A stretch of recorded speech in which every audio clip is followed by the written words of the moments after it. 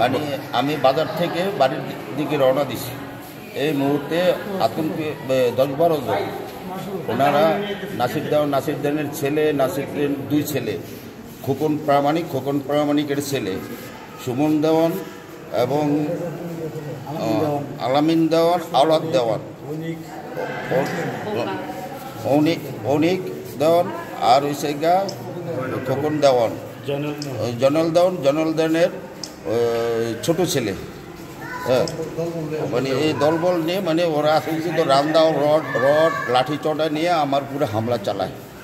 কি জন্য, কি কারণ? মানে কোনো কারণ মানে ও আওয়ামী লীগ বিএনপি দ্বন্দ্ব ছিল, মানে আমি বিএনপি করি, এই কারণে ও আওয়ামী লীগ সন্ত্রাসীরা, ওরা আগে থেকে সন্ত্রাসী, ওনাদের বিরুদ্ধে অনেক মামলা মোকদ্দমা আছে। এবং এই 5টা-6টার দিকে সুষ্ঠু বিচার এবং তদন্ত করে তাদেরকে